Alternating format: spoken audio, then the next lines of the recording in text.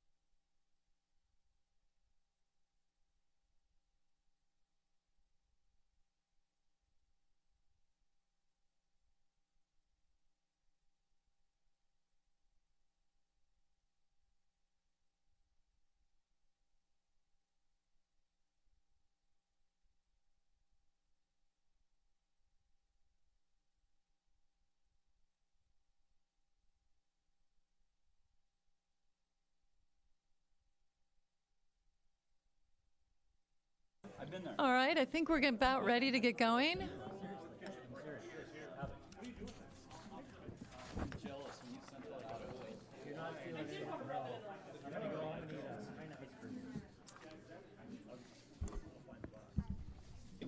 Allie, are we about ready to go?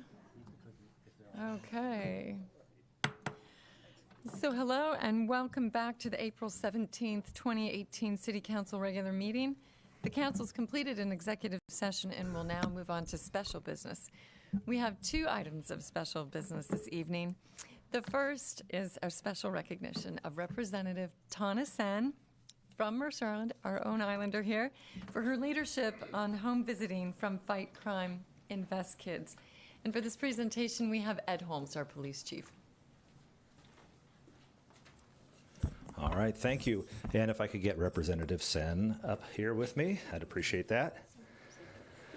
And so again, for the record, my name is Ed Holmes, your police chief. And I'm here tonight as a member of Fight Crime, Invest in Kids. It's a group of nearly 200 police chiefs, sheriffs, and prosecutors in Washington state who we all believe in that the best way to reduce crime is to invest in proven prevention programs. Research shows that high school dropouts are far more likely to end up in prison than those with high school diplomas. And one of the most effective ways to keep kids in school is to give them a strong start early in life. Representative Sen serves as vice chair of the House Early Learning and Human Services Committee and a member of the Appropriations Committee. In these roles, she's played a significant part in advocating policies and investments that will result in positive outcomes for children and youth. I'm honored to present Representative Sen with Fight Crime, Invest in Kids 2018 Champion for Children Youth Award.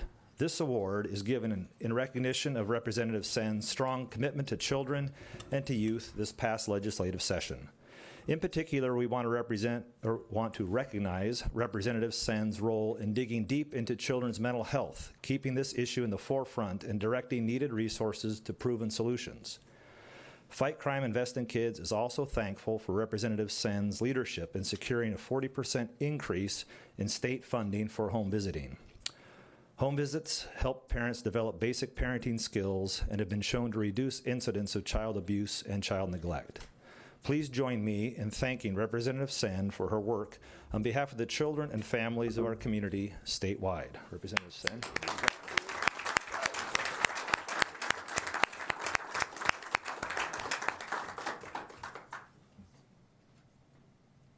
And our photographer here is the director for Washington State of Fight Crime, Invest in Kids, Erica. Do we need a picture with the three of you?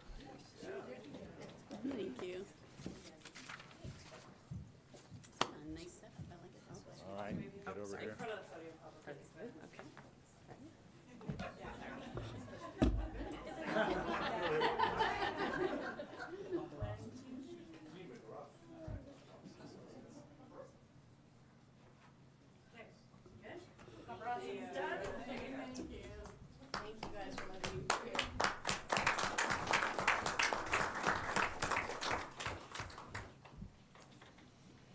So as I mentioned, tonight we actually have two items of special business, and the next one is AB 5415, Volunteer Appreciation Week Proclamation. Youth and Family Services Director Cindy Goodwin.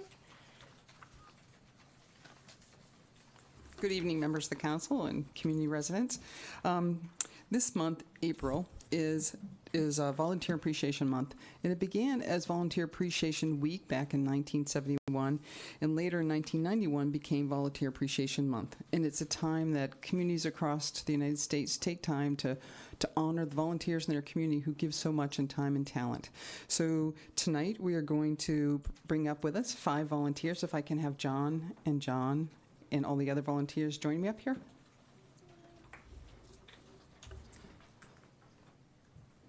I'm going to say just a bit about each of these 5 volunteers. They are really they're tip of the volunteer iceberg in our community. We have over 300 volunteers that are active with different departments. We have 700 that are registered to help out with emergency management, and they're people that give to the police department, they give to the Youth and Family Services Department, Parks and Rec Department. They help out with the thrift shop in a multitude of ways in the city. So they have really offered us a lot.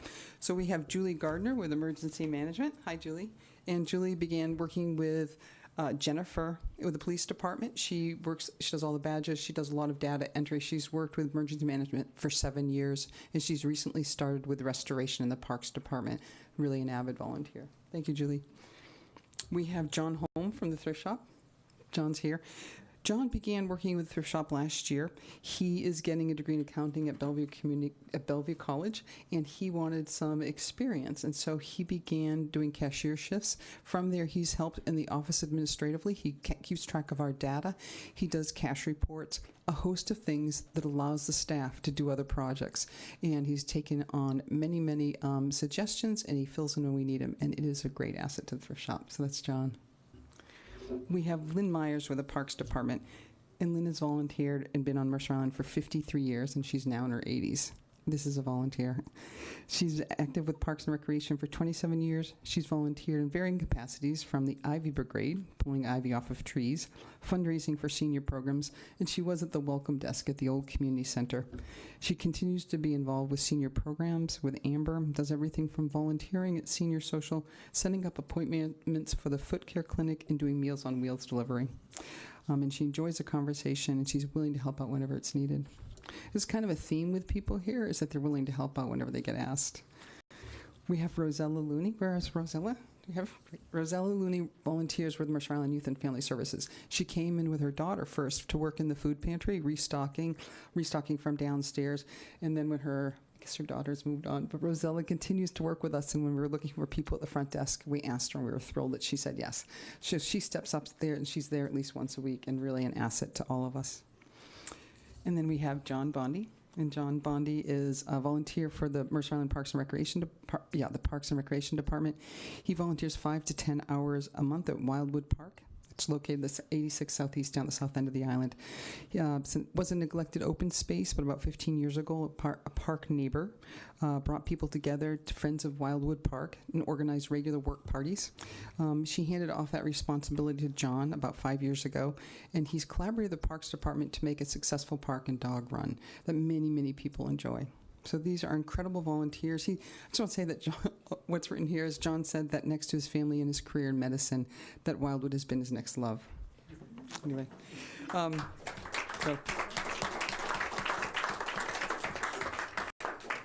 Mayor Bertlin.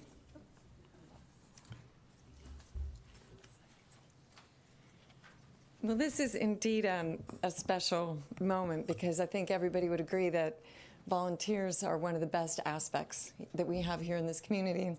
They touch all island lives in so many different ways, and these are a great example. The other thing I have to mention is Mr. Bondi was my neighbor when I grew up, and Wildwood Park was, in fact, unkept, to say the least, and some great memories there, but equally going and visiting it now, it's amazing to see what a little bit of volunteer work and some great neighborly activity can do. So with that, the proclamation reads, whereas Volunteer Appreciation Month was organized in 1974 to recognize and celebrate the efforts of volunteers and to urge people to get out and volunteer in their communities, and whereas every April, communities and charities reinforce the theme of celebrating people in action by recognizing volunteers and fostering a culture of service, and whereas the entire community can inspire, equip, and mobilize people to take action that changes the world, and whereas our country's volunteer force of more than 62 million is a great treasure that is vital to our future as a caring and productive nation, and whereas volunteering provides social and physical health benefits to volunteer as well as the community, and the giving of oneself in service to another empowers the giver and recipient, and whereas experience teaches us that government by itself cannot solve all our nation's social problems, and whereas 289 Mercer Island residents volunteer to provide over 10,000 hours of service to the city's advisory boards and commissions, the Emergency Management Program, the Departments of Parks and Recreation and Youth and Family Services, and the Mercer Island Thrift Store. And I, now therefore, Debbie Bertlin, Mayor of the City of Mercer Island, do hereby proclaim April 2018 as Volunteer Appreciation Month in the City of Mercer Island, and I encourage all residents and businesses to recognize and thank the hundreds of island residents who contribute to the betterment of our community. The City invites volunteers who work with the City Department to join us in celebration of your contributions on Monday, May 14th from 4:30 to 6 at the Community and Event Center. Approved the 17th day of April, 2018.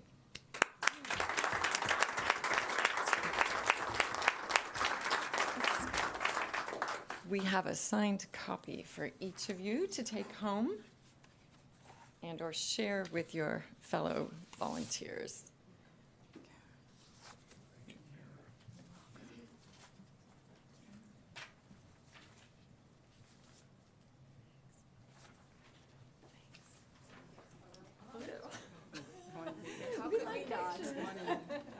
In front of the podium.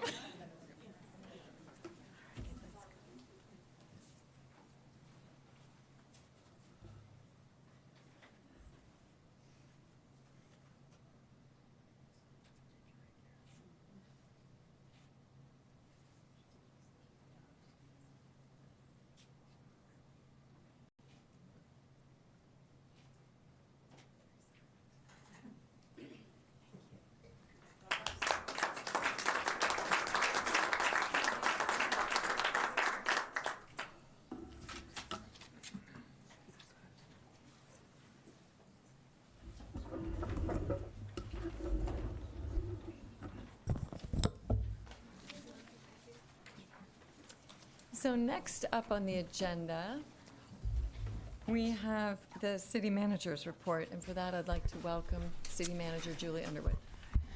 Good evening, council. Just a few items to update you on. Soon, we will administer the Citizen Satisfaction Survey, our survey that we administer every other year. This is different from in the past. In the past, we've done a more or less a phone survey, about a 10-minute phone survey. This time, we are sending actual paper surveys. They will go out to 2,000 randomly selected households. Our target is to receive 400 responses back, and that gives us about a 95% confidence level. Participants can mail the survey, they can phone it in, they can also go online and complete the survey. Urge our residents who receive a survey to please complete it as soon as possible, and results will be presented to the council on May 14th. So you'll see an envelope that looks like this. Don't throw it away. It'll probably take about 10 to 15 minutes to complete, and we need your input. It really helps us identify what our satisfaction, dissatisfaction, and what our priorities should be. So please complete that.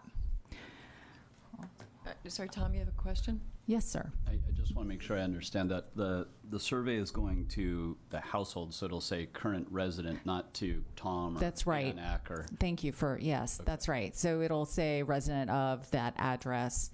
And I should mention, it is a scientific survey. It's meant to be a representative sample of our community.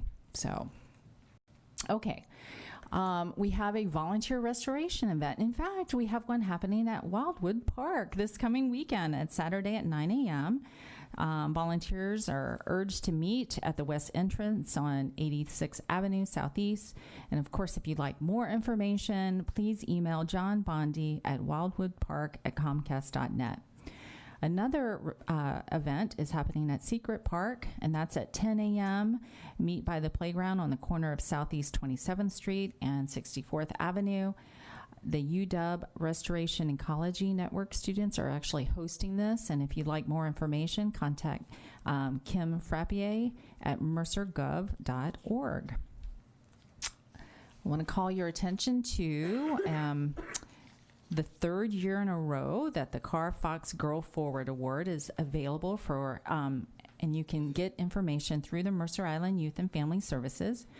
This is available for an island girl or a woman age 16 and older who are planning their advanced academic or vocational education.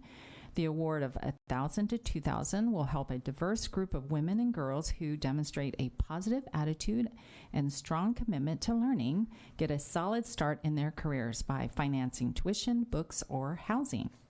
All applicants must be female, a resident of Mercer Island, and enrolled in either a vocational or academic program. And for more information, please reach out to Cheryl Manriguez at the Youth and Family Services. And she can be reached at 206-275-7869. The deadline for 6'9" or 6'3"? is it 6? Oh, sorry, it's 6'9". That's a typo. I'm sure on our website it's correct. All materials must be submitted by 5 p.m. Monday, May 14th.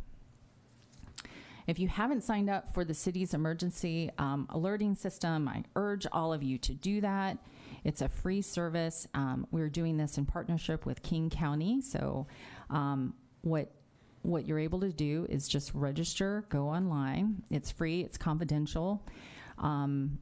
And in a major significant emergency, you will receive an alert, whether it's by telephone, text, or email. And so you never know when an emergency might happen. This is a great way for you to stay connected.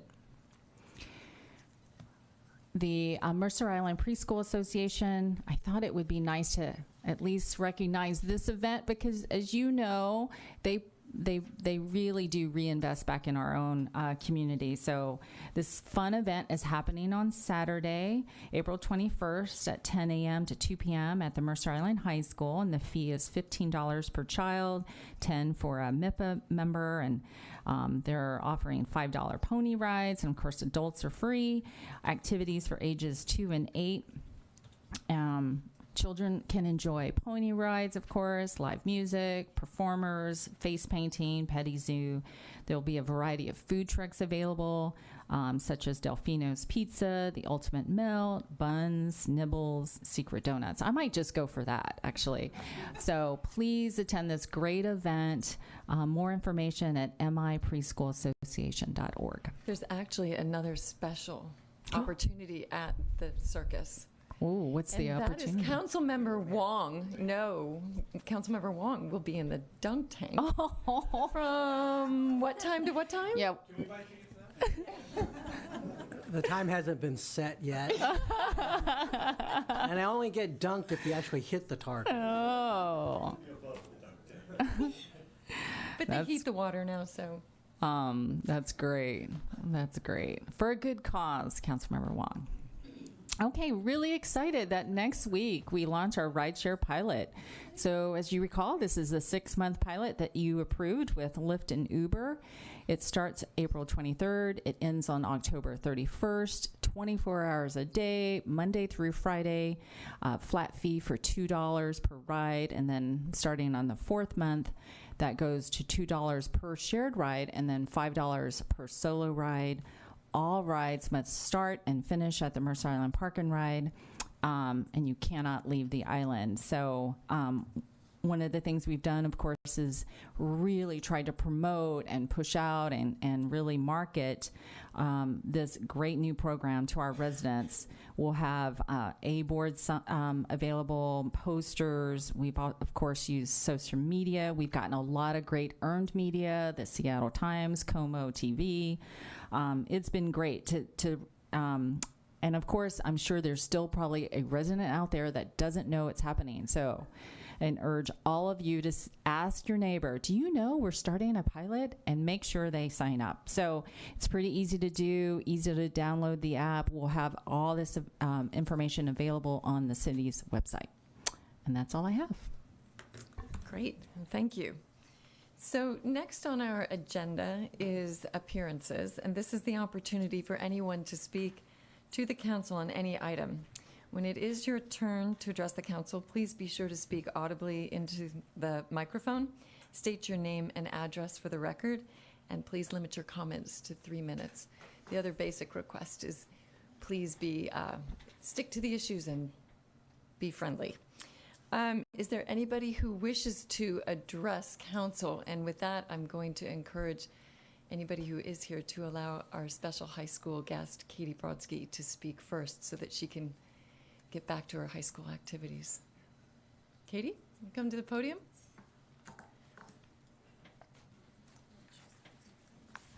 Hello, I'm Katie Brodsky. I live Mercer Island, 8921 Southeast 47th Street. My name is Katie Brodsky, and I'm a senior class officer at Mercer Island High School. And I have made it my priority to serve not only the senior class, but the student body as a whole. As the entire school is well aware, there is a huge lack of parking for students. Our school has a total of 6 parking lots and are only 4 designated to students. Among those 4 parking lots, one of them contains around 5 parking spots and another contains around 10. There are only 2 sufficient lots that are available to upperclassmen who have to pay $75 a semester. With over 700 upperclassmen in our school, there needs to be more parking provided. For students who have the inability to pay for this, it forces them to park on the only street available, which creates inequality within our school. With our school's mission to construct an atmosphere with equality, we need open street parking to move us in the right direction. When I got my license sophomore year, I was ready to drive to school, but parking was an apparent problem. Seniors are granted parking in the lots if they pay, so I was forced to park on the long street by St. Monica's, often referred to as the Strip. But luckily, I have a friend who had allowed me to park in her driveway. Unfortunately, most people at this school do not have this luxury.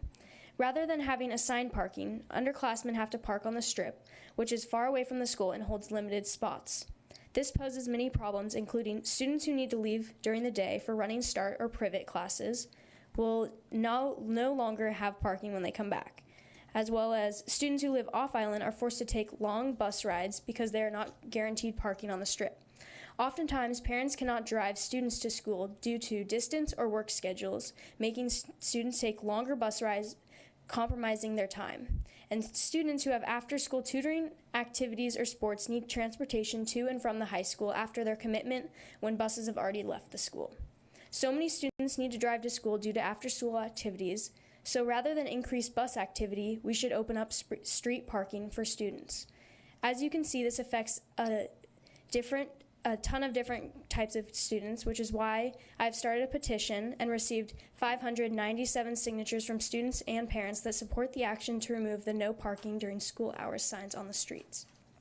Next year, I will be off at college, but I hope that MIHS students will receive open street parking.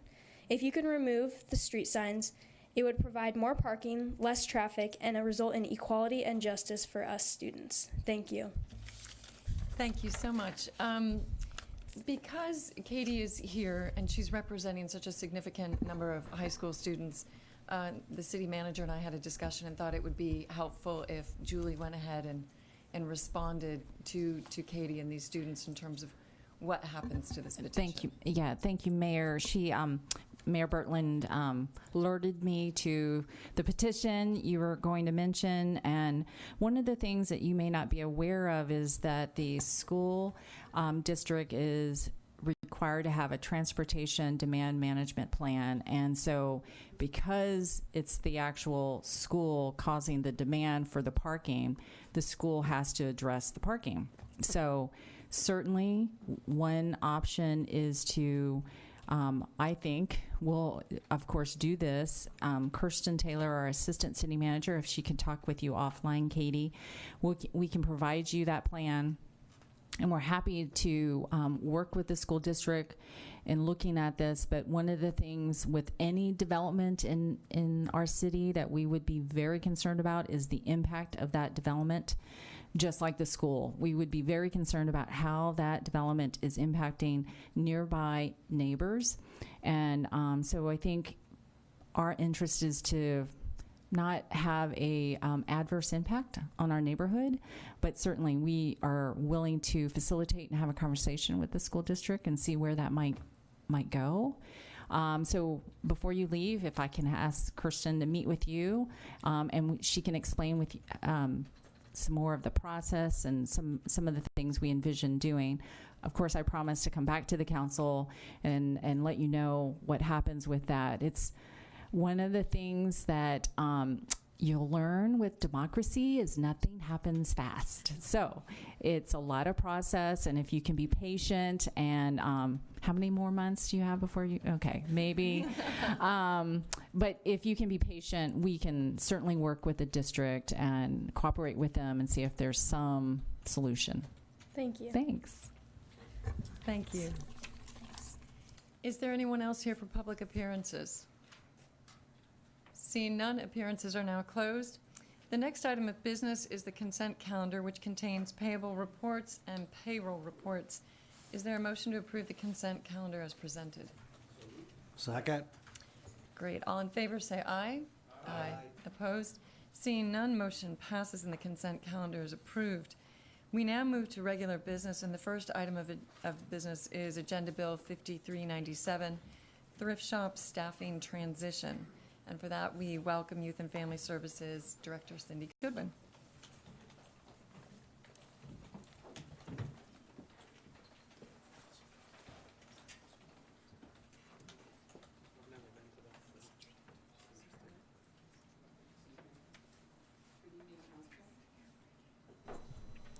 Good evening, members of the council.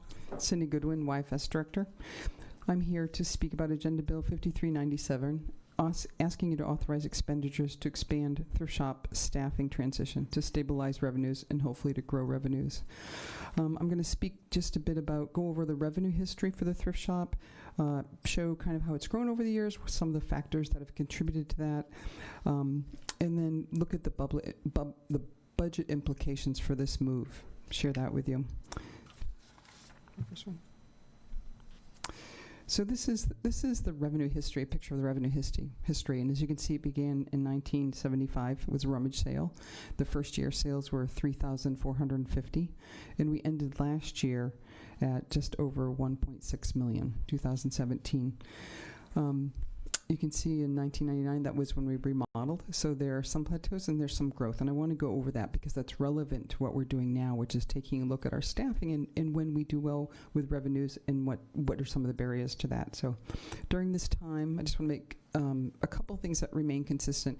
Consistent is the outreach to get volunteers to come into the shop, and outreach to universities to get work-study students. So we're pretty aggressive about that. We have a whole plan for outreach, so that's remained consistent. So as you look at that, that's remained consistent, but our results in those areas have not been consistent. So I'm first going to have you take a look at 2003.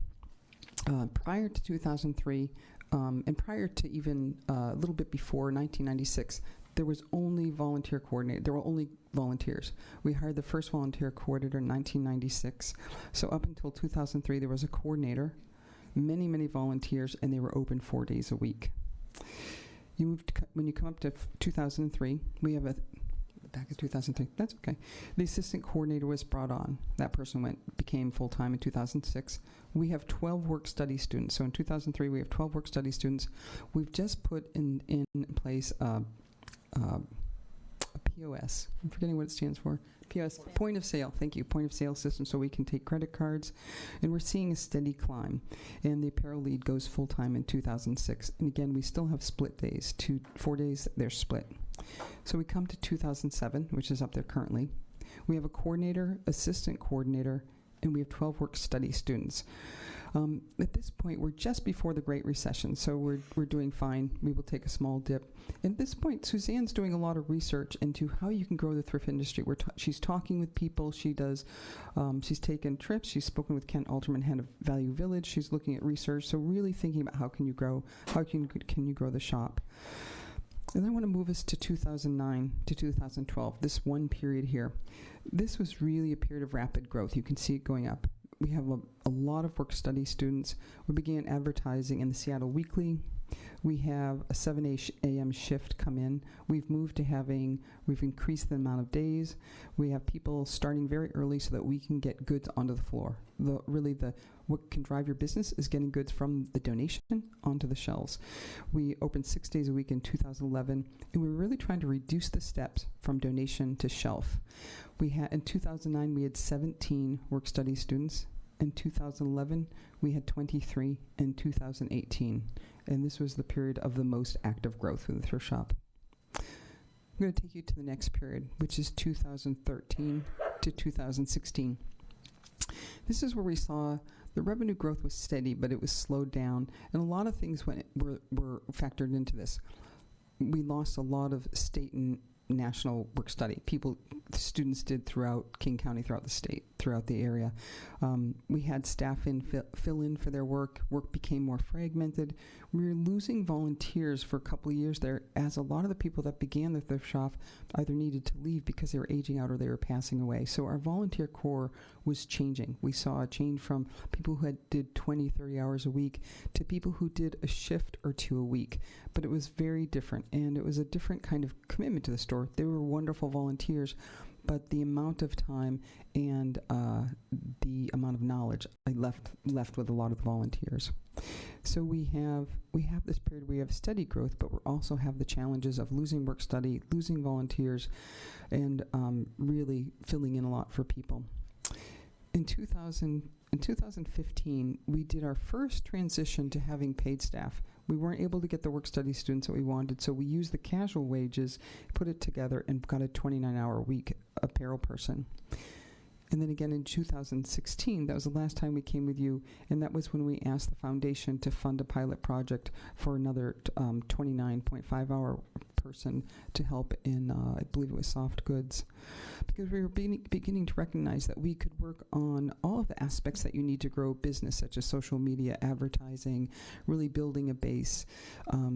streamlining every process in the store and using people well. But if it was fragmented and you didn't have people there, you're constantly taking your coordinators and putting them on the cashier to make things go. So we really saw prices stagnate. And then if you take a look at 16 to 17, when we did those 2 adjustments, you can really see how we started picking up again in revenues. So that's some of the thought process that went into this agenda bill. I remember speaking, Suzanne Logan and I, the 2 coordinators for the thrift shop, started talking about 3 years ago when stress was very high and when we were losing volunteers. And there was a couple of years there where we didn't make what we really were projected to. And talking with Chip quite a bit about it. And that's when we developed the plan. If we need to have a staffing core that will allow us to stabilize and grow, what is it? So what we're presenting tonight and requesting funds for represents that step in doing that. And we're asking for, the agenda bill asks for a position to go from 3/4 time to full-time, and then another full-time position.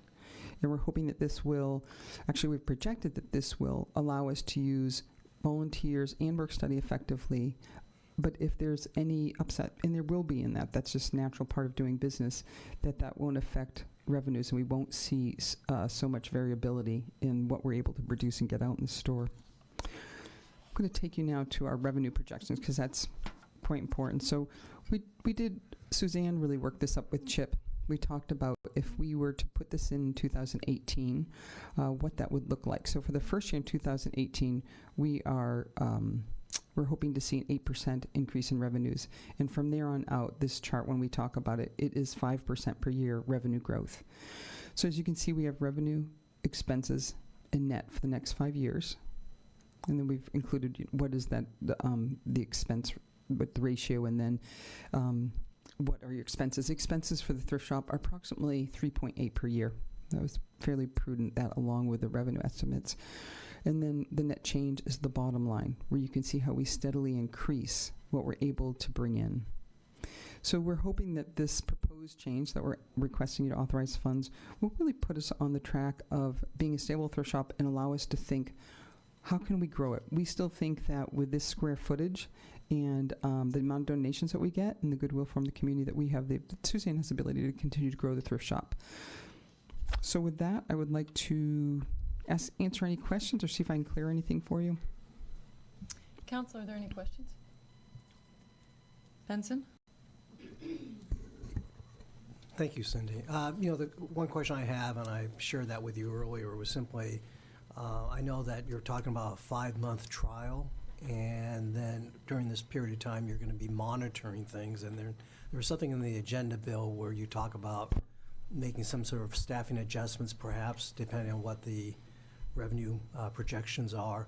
And I guess I want you to elaborate on what process you guys will actually take in order to monitor the revenues, so that these projections actually, either are going to be overly optimistic. If they're overly optimistic, I want to know what steps can be done and when you guys envision taking those steps, because frankly, we've been going through this whole process regarding the financial challenges, and so I'm sure people are taking a look and saying, gee, you're just adding another 1.5 FTE. And so I guess I need to know, you've explained the justification for it. I just need to know what happens if things don't come out as you project. Yep. Yeah, I'd be really happy. So I'm going to have Suzanne explain what kind of monitoring we do and what kind of reports we write. To clarify, when we made the calculations, the thrift shop pays for its expenses all the time, which means it pays for its own staffing, and then what is above that is what goes to the department. But I really want Suzanne to fill you in on how they do reports, and because we monitor by department, we monitor by sporting goods, by soft goods, by jewelry. So I'd like to have her do it because we look at them weekly, so we can see what's happening. And she really looks at where the staff is. One, for immediate feedback for all of us and for the staff. But I'm going to let Suzanne give you an idea of how that's done. Thank you, Cindy. Suzanne Feline of the Thrift Store. The Thrift Store, our weekly report process, we look at both production, which is how much inventory is going through the store and onto the floor, and sales. and it is monitored at a higher level and also at a lower level so that each work group can see the fruits of their efforts. Now, what we see when it comes to production projections is when there aren't available volunteers or staff, then that department suffers. And so this is where we're trying to fill in. And definitely, you know, when we have great attendance and everybody's participating, the numbers go up. So production is a very important part of sales for the thrift store. So watching this on a weekly basis, we're always able to shift to make sure that we're either monitoring some sort of performance issue or quality issue or pricing issue. There are different things to adjust, so we look at that very closely. Wendy? So, love your thrift store. Thank you for everything you do. And every time I walk in there, there's a different display. So your staff are really busy. And I know a lot of people use the thrift store. Tell me what would happen if we didn't do that extra FTE. If we could only do, you know, the 3/4 person up to full time and just sort of wait and see how the next few months play out, given the CAG issues and the sensitivity to what we're doing with staffing. Yeah, I can speak to that. So we have some natural hills and valleys at the thrift store in participation. Our work study students are just about to hit their finals. And so what that means is they're going to be working less, and often they're sick because they're staying up late and studying.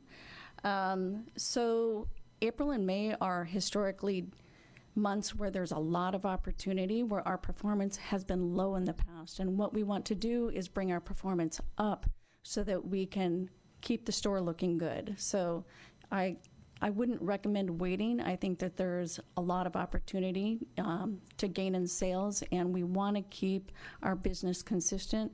And ultimately, you know, we need to keep impressing those customers that there's good product on the shelf, that we have good customer service. That all needs to be in place. If I can add to that, Wendy, I think if we were just to do one, I think we'd see some stabilization. I don't think we'd see it to the degree that we want. So I think we'd still continue to have staff that can't make meetings, that are pulled on to go cashier when they are there, that we would still see revenues not grow. I think that's what would happen. And, you know, this is a numbers game. It's really where you're trying to make the best estimate of how much can you put in and get the most out but not go over. And so this 1.25 was our estimate for stabilizing and giving us a chance to see how we could grow. Yeah. Bruce, and then Dave? For Suzanne, this sort of the beginners or the stupid question, but you said we monitor production closely, but can you help me understand what production is? Is that on an employee basis that you're looking at? What just help me understand what is actually happening. So we are currently looking at production on a department-wide basis. We have an understanding of how many hours are put into departments. Production is taking inventory that is coming through the door, and it's put into the point of sale system as inventory. And that represents potential sales on the sales floor. So really what we're looking in the thrift industry is to produce 2 items to sell 1. That is pretty typical, so not everything sells through. Our sell-through is actually higher than industry standard. It's about, we're producing 1.5 items to sell 1. So does that clearly answer your question? Well, I guess sort of go the next step in terms of, so what would a report look like, I guess, at the end of a week? What would be the points in that report? Sure. So a report, which you can do daily, weekly, or monthly, shows how many pieces of inventory went into the store, what the average price is, and what the total value of the inventory is. Is it into the store or onto the floor? Onto the floor. Okay. Because I know there's a fair amount that gets diverted. Yeah. So, yeah, reports do not reflect any kind of diversion. That's on a separate report. Thank you, that helps. Dave? So this is probably a Suzanne question. And I think the thrift store is our one sort of secret weapon in terms of funding for youth and family services. So I'd love to see how we can help bolster that. So we're lucky as a business to have a zero cost of inventory because all the things are donated, but we really do have a cost of goods sold still because you have employee time and light bills and all of the things that associate with that. And do we know for every, well, you do know, I just don't know, for every dollar that we sell, what is our average cost for that dollar? Like, so I'm trying to calculate profit margin. It's hard because we don't have a true, this widget cost us $3 and we sold it for $8. But that's a question, and are there opportunities to change that profit margin at the same time that we're accelerating revenue? Sorry, that was a compound question, but hopefully it makes sense. So I think down on the expenses to revenue line, you'll see that we land right at about 44% expenses to our revenue. At the thrift store's highest productivity, when we had the highest level of volunteers and the most work-study students, we were at about 38%. So that isn't a vast change. Compared to other thrift industry stores, I've taken a look at Goodwill's 990 over the years of what they've had available, and their expense ratio runs at about 87%. Tom? I'm sorry, Dave, you look mystified. Well, that's just more mystified at the Goodwill. Okay, thank you. Okay. Tom? Has Chris gone through this proposal? Chris Siegel? From HR? No, it's not at this point that we would probably involve her at this point. We will when we start to hire. How long has the donation assistant been a contract employee? Do you remember, Susan? The donation Assistant? That's Do you have- casual wages. It's casual wages. It's casual wages, so it's hourly wages. Yeah, I'm just curious.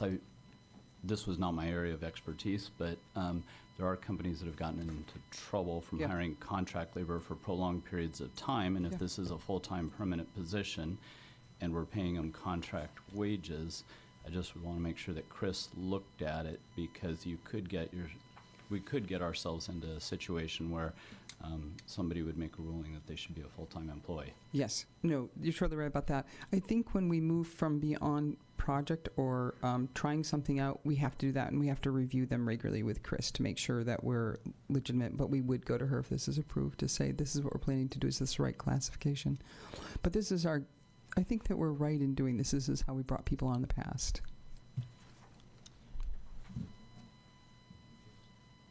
But I do have a question, but Celine, if you have something?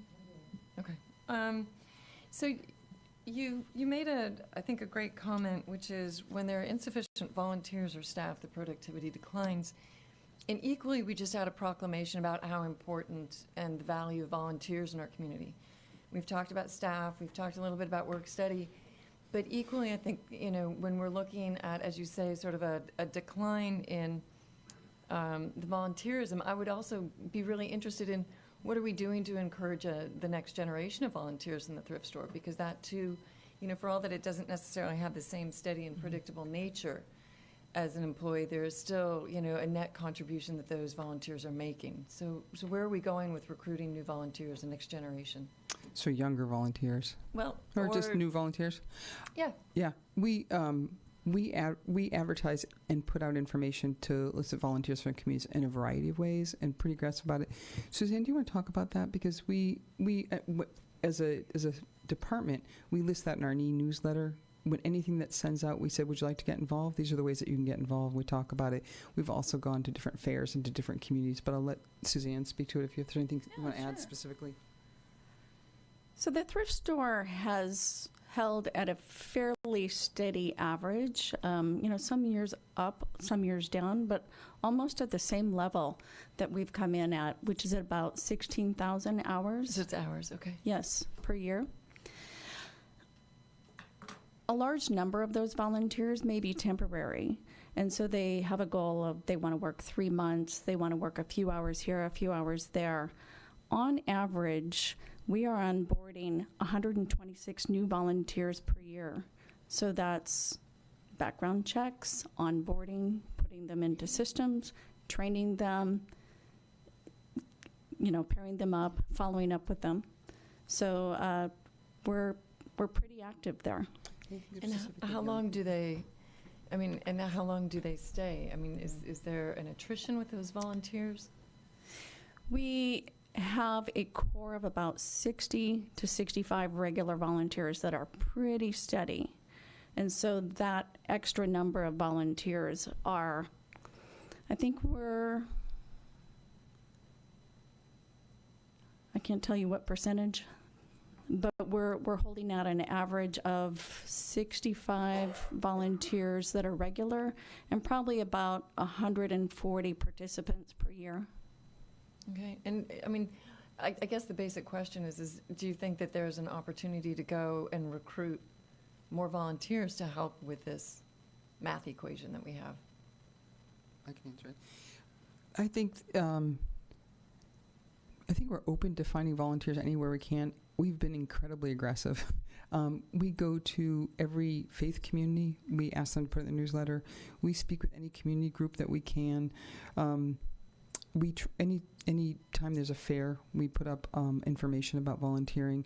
So we try to do it where it's made sense. We would be open to other avenues. We've looked at other organizations and how they get volunteers. So we've exhausted that. It's not we would always be open to it. And we do everything we can to get people on pretty quickly. And we recognize that they're really one of our greatest assets. But we're sometimes at a loss how to increase any more numbers than we have on the island. Yeah. Great, thanks. Thanks, Celine. So we're going to meander a little bit, but I'm going to ask you a few questions. Tax changes at the federal level, have you seen any drop in 2018 donations? Not that we're aware of yet, no. I'm now going to say, looking at the agenda bill, kind of looking at what you did with the apparel assistant, right? You increased in apparel assistant's time, you got a 13% increase in revenue off of a department, a soft goods department within the thrift shop, drove $100,000 of revenue. So that touched 46% of your total revenue as kind of a proof of concept by changing from one type of staffing model to another type, which gave you more consistency. You got a higher return on your investment, right? It was clearly a lot more. It was a multiplier effect on what it costs to take that part-time person and make them more full-time or full-time. My point there is that the 13% of revenue was on 46% of the revenue, and now you're talking about 5% on 100% of the revenue, right? So what you have is you have a thrift shop that needs to get product onto the floor to sell it. You have a conversion rate, which is higher than the industry standard. And so we're talking about giving you the resources to get more onto the floor, which moves the top line, right? The full top line, not just soft goods. Yeah. Is that correct? Yes. So I have every confidence this is the right move, right? You've proven yourself in the soft goods to a high degree, right? It's an excellent outcome. What I would say is I'd be more comfortable checking base with you and half the time instead of waiting 5-6 months to see how did this turn out. Could we check in halfway there?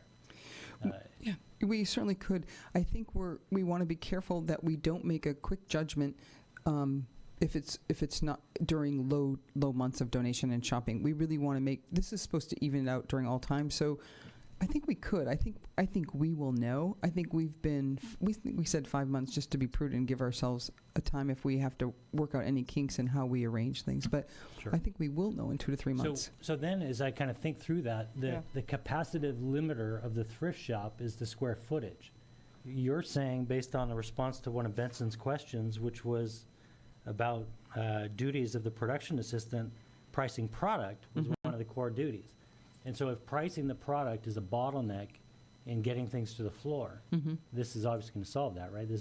That's But- right. We hope that this But will get then more. eventually, the bottleneck will be the floor, right? That's right. And so do you feel that these FTEs, and these additional resources run you into that constraint, or do you still have more headroom? We have thought about that, and we think that we still have more headroom. Do you want to answer this, Suzanne? We were just talking about this today because we've thought, given our footprint, what do we think is our capacity? What can we earn? Do you want to address that? Well, we do have more headroom for that. Currently, we're running kind of a half-staffed 7 a.m. shift, so we certainly have a lot of opportunity to turn more product onto the floor. Increasing of advertising also increases customers, but I do believe that we've got a few more years in the thrift store where we've got headroom to really maximize our performance and even add additional shifts. Okay, but so clearly that's about moving the product to the floor, but at some point you'll get very good at that and the floor will not be big enough to have any more product. It's a good problem to have, right? You have the capacity, so if you can have donations that match the quality that you want to sell, that's great. So, I'll support it. I'd like to see you back earlier. Good job. This is one of the few places the city can generate revenue without taxing all the citizens of the island, and do it in a way that goes to a really worthy cause. So, thanks. Okay, Wendy and then Benson. So we're talking about supply in the thrift store. Have you guys given thought to demand and getting more shoppers in? Would that solve this other side of the equation? Because I'm still reluctant on this other head count, given where we are financially and with staffing levels. We think about that all the time. I just want to say that. Suzanne, you want to talk about bringing in more people? The thrift store does have a marketing budget.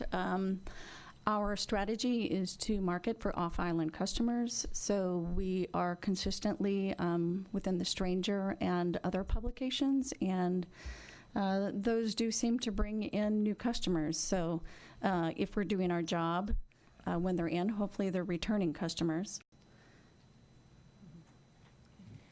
Benson, and then I'm going to encourage a motion. Oh, then Dave. Yeah, just a quick question, then I have also a question for the city attorney.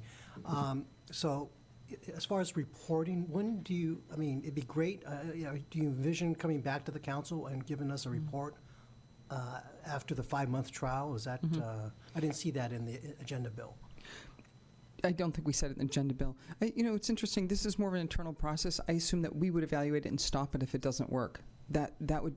We would not want to go over that. That's something that we would just do automatically. I don't know if we'd bring that back here. I think we decided we need to let these people go. But that's something that you just do operationally. That'd be my take.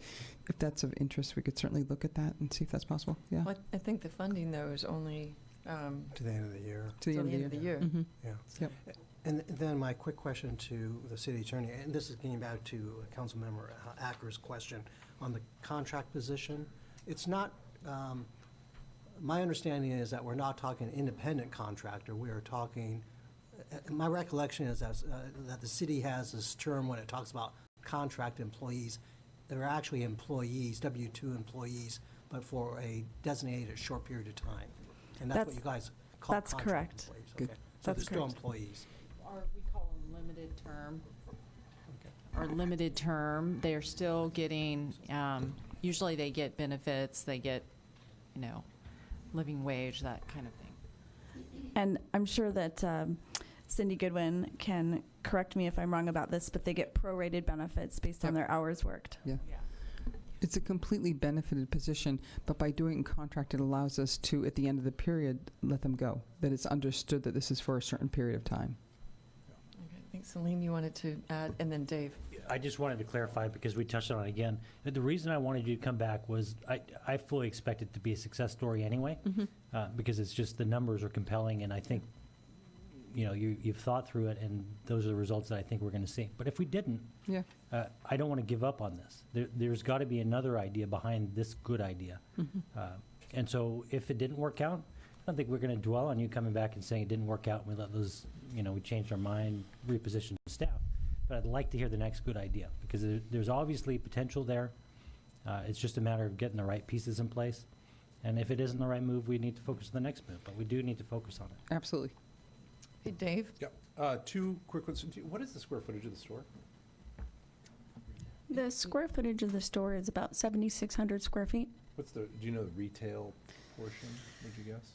We've converted some of our back rooms into retail, so I don't know if I have that figure right on hand, but it's probably about 4,000 square feet. 4,000, okay. And then doubling down, not surprisingly, on what Debbie said. So interestingly enough, that gives you $432 of sales per square foot, if that 4,000, which is higher than the national retail average of every shopping mall in America by about $100 per square foot. So way to go. With that, you got to catch up to Apple, which is $3,800 a square foot. I would love to see us continue to try and figure out the calculus with the volunteer side, because that's the one thing that changes that expense to revenue percentage dramatically, right? It's free labor.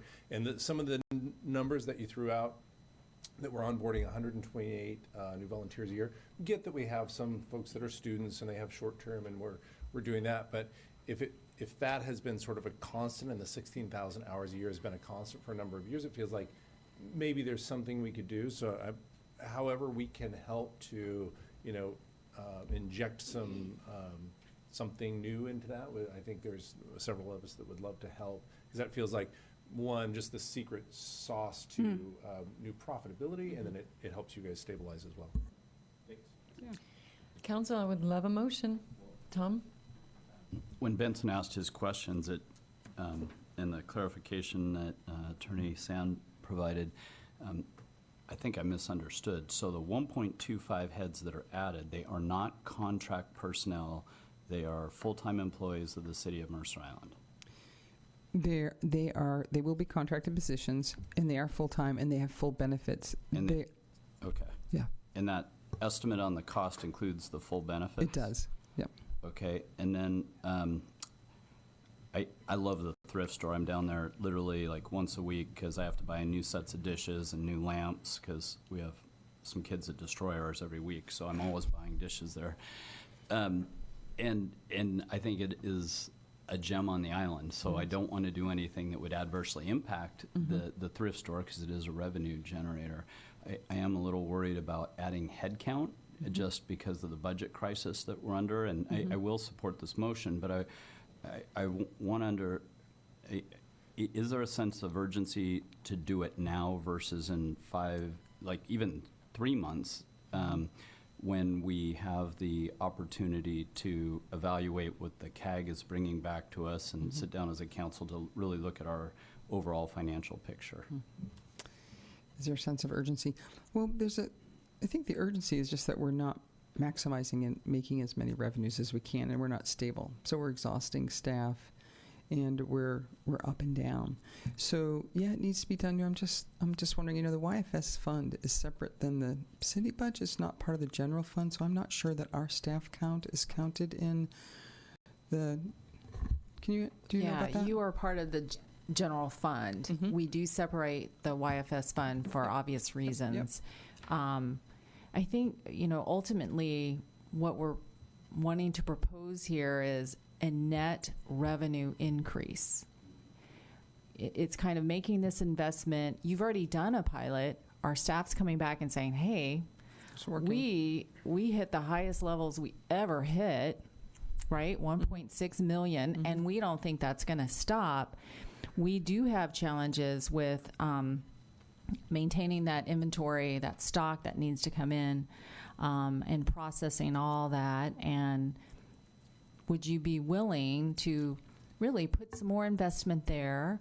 And we believe it's going to pay off with a net revenue increase. And so I did want Cindy to take more of an approach of, okay, let's do this, but I do want to know, is this working because of the financial condition we're in? And so, she's come back and offered, let's examine this. And in fact, I'm thinking we have a budget. I think it's one of our quarterly updates in September. So I'm thinking that might be a good time for us to give you an update on how that's going, if that's materializing as we predicted, as we project. So that might be something we target for. What I wasn't sure about is, naturally, you already have a 0.75 that you're going to take up to 1. Do you have to recruit for that other 1 FTE, the new additional FTE? And then are you factoring in recruitment and placement? We are factoring in some potential movement within our organization. Okay. And then some recruitment on the outside. Okay. Great. I'm going to move to appropriate $59,773 to increase the current 0.75 FTE donation assistant to 1.0 FTE and add a 1.0 FTE production assistant beginning May 1, 2018, both of which will be funded by corresponding increase of thrift shop sales. Is there a second? Second. Salim, did you want to speak to this? You know, I think it's evident. Julie just said it again. That you've done the pilot project. You've proven it successful.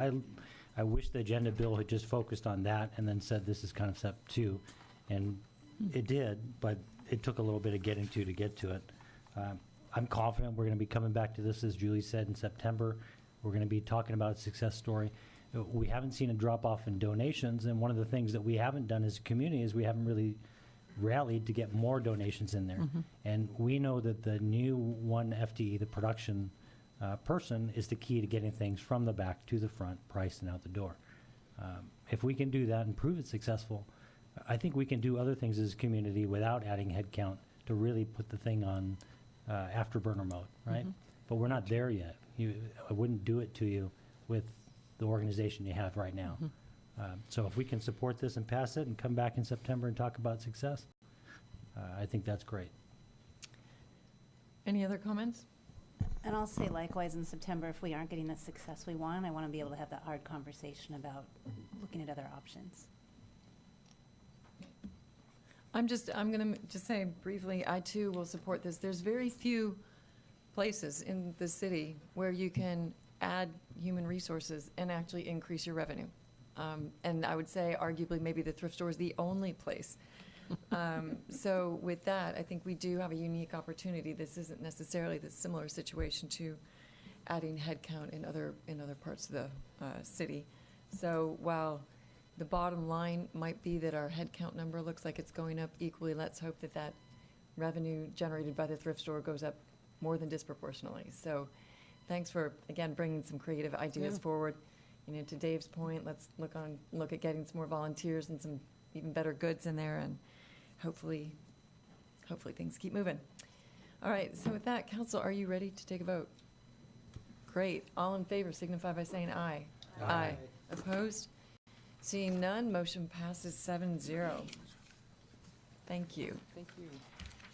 So with that, our next item of regular business is Agenda Bill 5416, Soil Remediation Appropriation Request. Public Works Director Jason Kintner.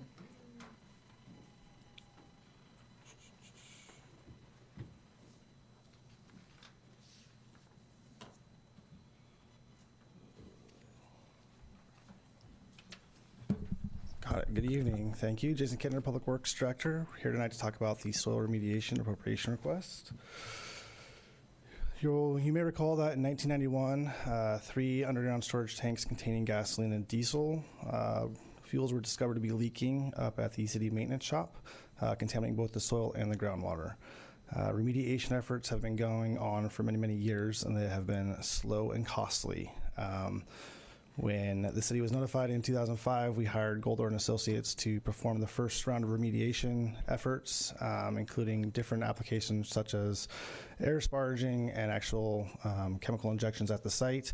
But they've been very, very slow and costly. I'll talk about why that is in just a few minutes.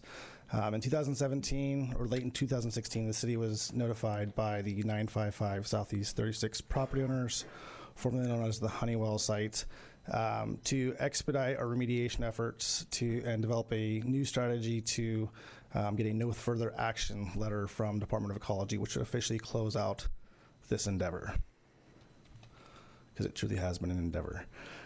So just to reference you to the site, on the left is an aerial photo. I apologize, they're pretty small. In the middle in the middle, you see that red dot. That is where the 3 underground storage tanks were originally located. They were since removed, and one of the first remediation efforts that, or processes that we,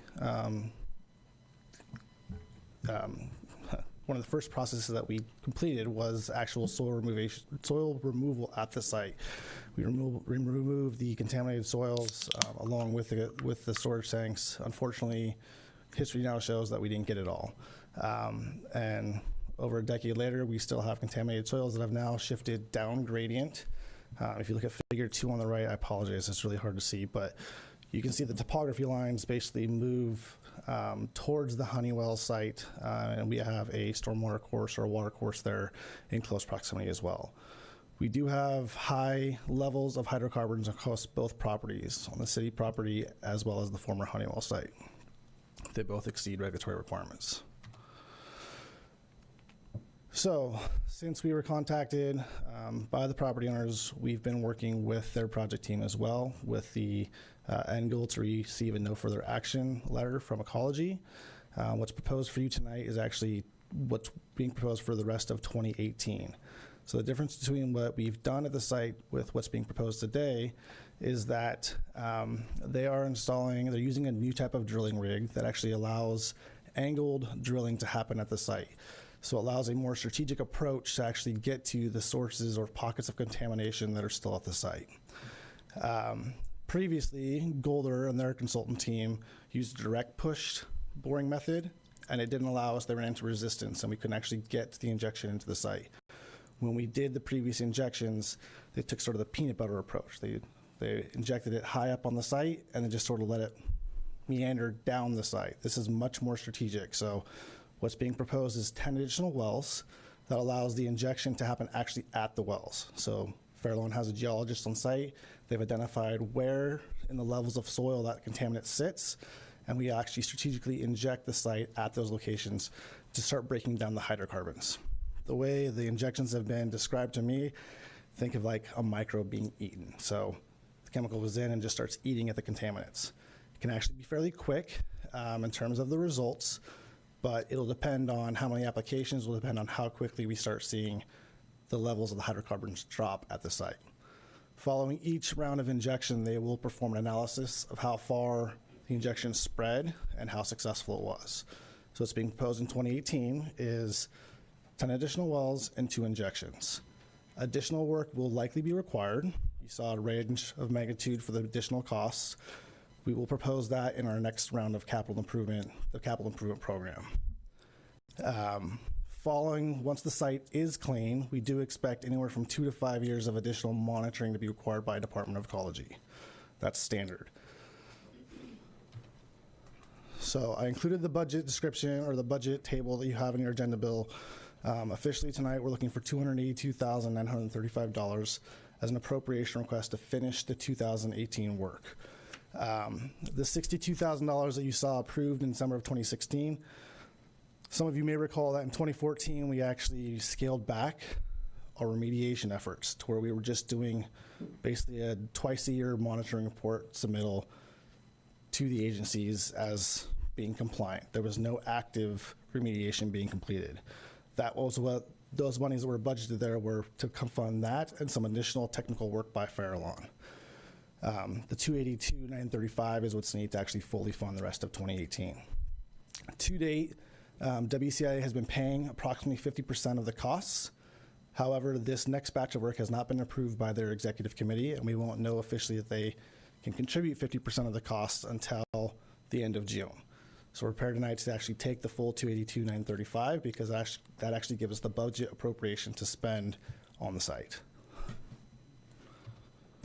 So with that, request tonight is to transfer $282,935 from the general fund savings to the equipment rental fund and appropriate that for the soil remediation project. Salim? Councilmember Wong did ask a clarifying question, why the equipment rental fund? That's just where the project originated in, and so that's where it's been housed. So it's administrative. Questions? Salim? Yeah. Does the success or failure or any part of this impact the city shop renovation project when and if we get to that? No, it's outside of where the city shop project would be located. So the city shop project is actually above the maintenance facility on a different part of the site. It's something that Chip and I have talked about on whether or not we include it as part of that expense. That's actually a good thought, and as we develop the CIP piece, we can talk about whether that should be included as part of that or not. It's a good thought. Wendy? So, thank you for that. How confident are you that WCIA will pay 50%? Fairly confident. We have a member of the executive committee on our team that can help advocate for us as well. And then Carrie and I both planned on going to the meeting and help doing that. To date, they've been paying 50%, and for the historical part of the project. So, fairly confident. Carrie, did you want to? Well, I just wanted to add that we are fairly confident, just given the past cost-sharing arrangement between the city and WCIA. Jason and I will, of course, be preparing whatever materials as far as background and supporting documentation they need to hopefully support that recommendation for additional spending authority to have a more accelerated remediation effort at that site. And I don't know if this would be required or not, but I would think that perhaps our city manager might need to recuse herself from that discussion or vote. Thank you. Dave? So just looking for a bit of a history lesson, I'm guessing the last remediation attempt was before your time, our time. It feels like a little bit of the case of we took our car to the mechanic because it pulls to the left, paid him $1,000, and it still pulls to the left. So is there no warranty or guarantee that we had from the last remediation attempt? That's the first question. No, and you're right. This does predate me, and it's as we know, it's been going on for 13 years, and it's definitely time to address this issue. Yeah, and so given that, and given that they were incomplete, is there anything in the new agreement that we have to sort of prevent that from happening to us again? There's nothing in the current agreement that prevents that from happening. I would say that we have, as I said, we have an environmental consultant on our side. They also have one on their side, that both sides are working together towards the end result of getting the no formal action letter from Ecology. I've actually spoken to Ecology about the injections. They have been proven useful elsewhere as well, but it really has to be a strategic approach. And so that's what we're taking with this. And the experts are saying that this will be successful. It just is a matter of how many applications do we have to do. The reason, I spoke with Bruce earlier this afternoon.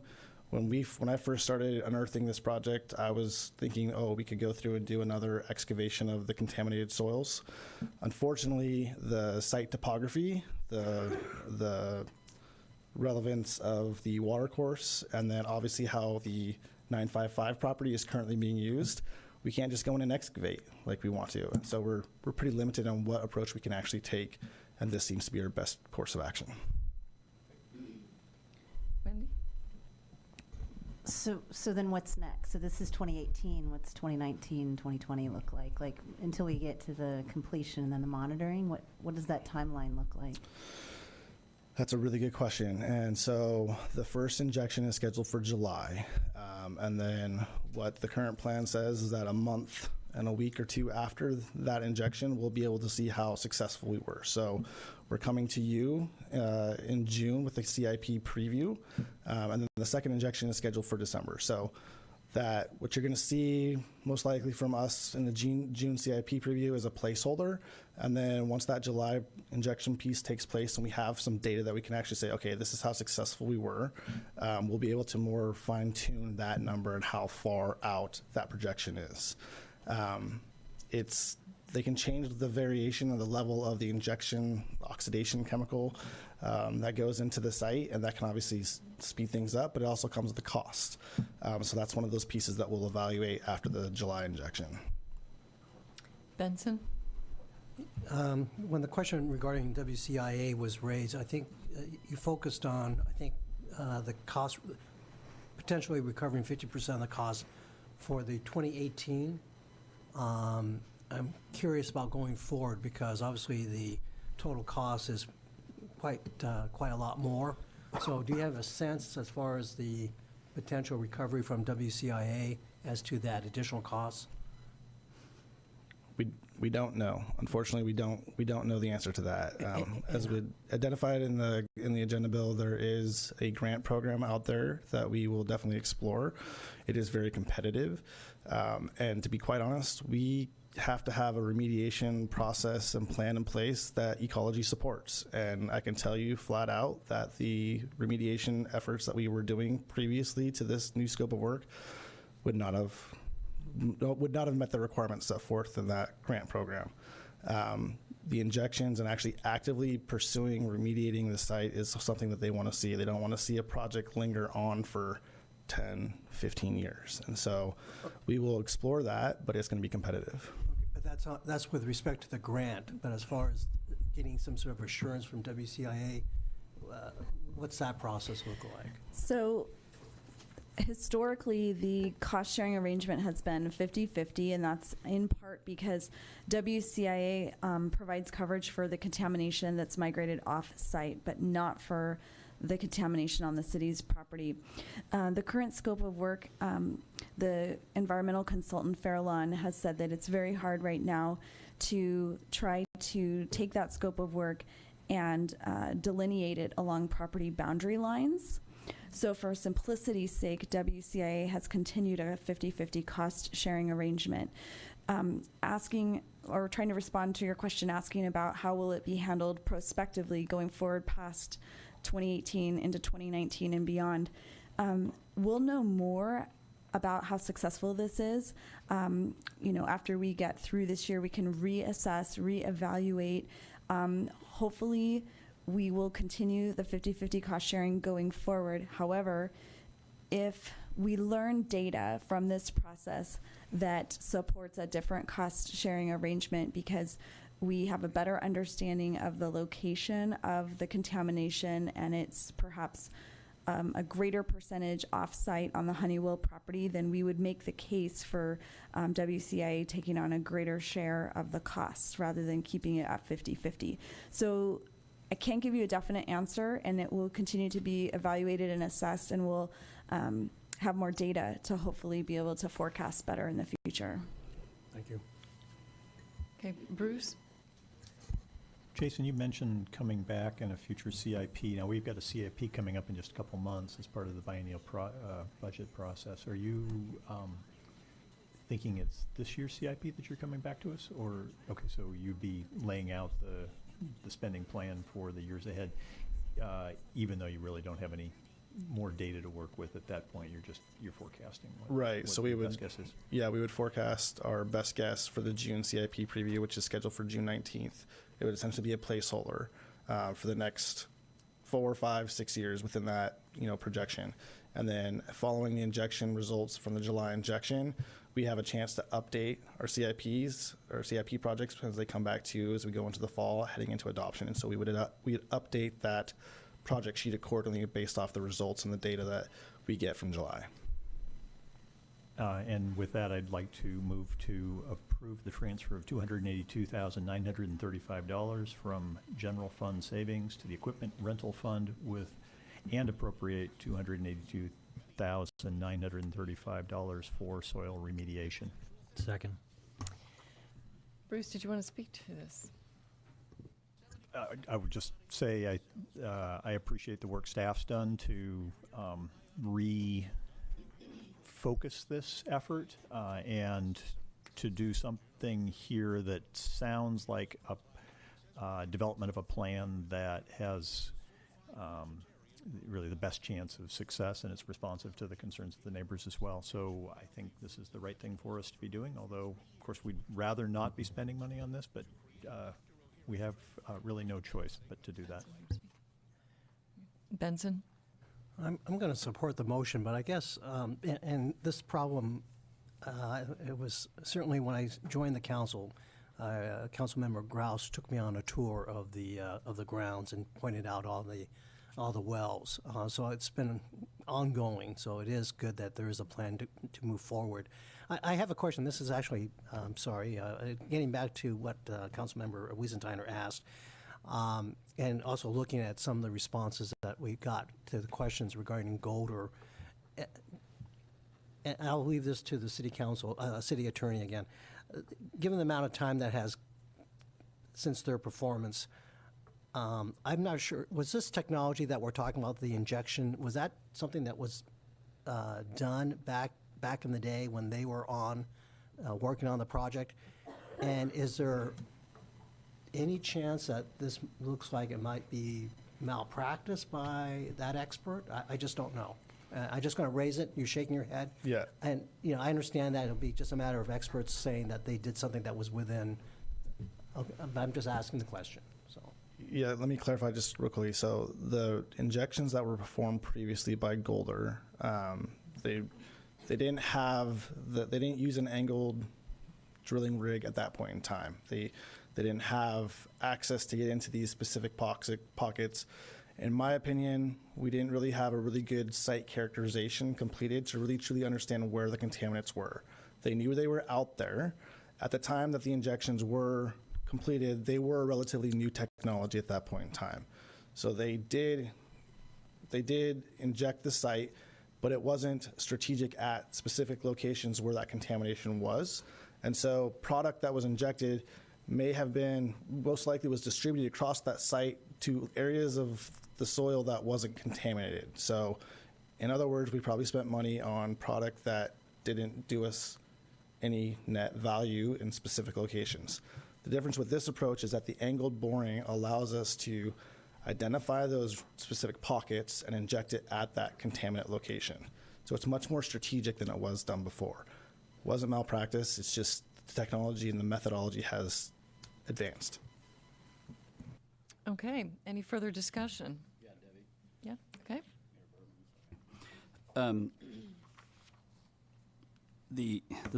I don't see how we can't do this. It's sort of a responsibility that we have to the environment.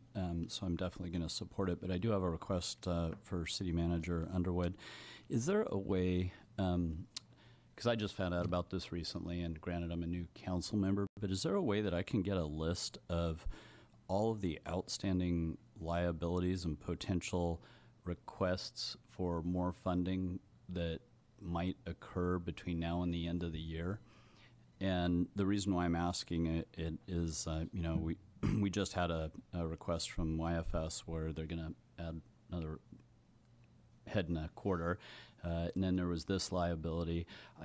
There are a lot of what I call unkunks, unknown unknowns out there, and given our financial pressures, I'd like to have some forecast of what might be coming back to the well in the future. No pun intended to the oil tanks, but I just want an overview of what liabilities we might have as a council and as a city, and what other requests for funding might come forward. But thank you for bringing this presentation forward, and it's something that we have to do. Are you mainly interested in understanding what are the potential exposures out there that we've already identified? Yeah, and not just specific to this Sure, problem, just but broadly. around the whole island and everything that we're responsible for managing as a council and as a city manager. I just would like to have that risk picture out there so I can get my head around what we might need to plan for in the future.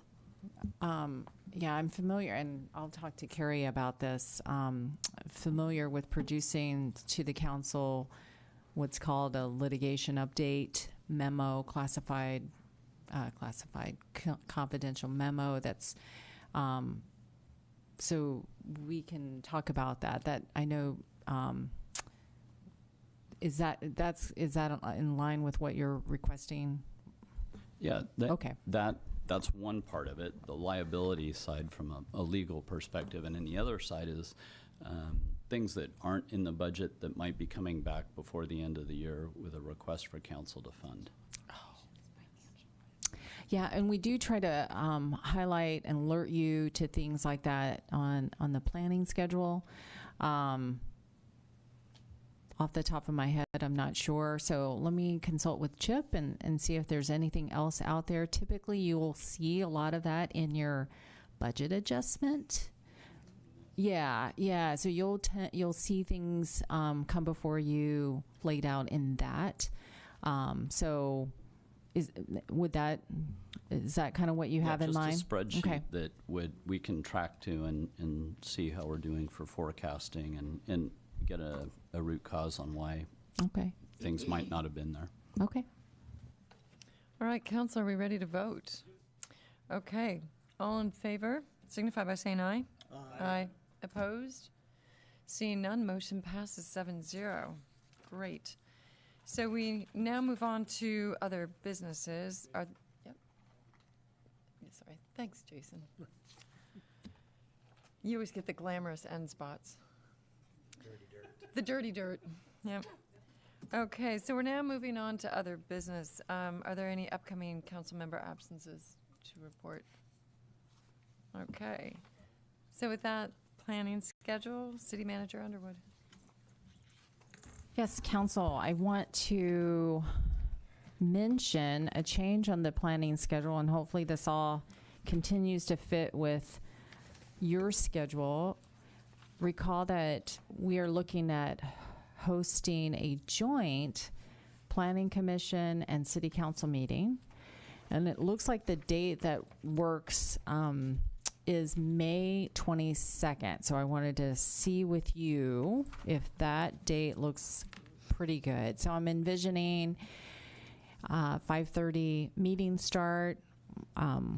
We'll have dinner together and then start the formal meeting around 6 o'clock. And the topic of that meeting will be your critical area ordinance update.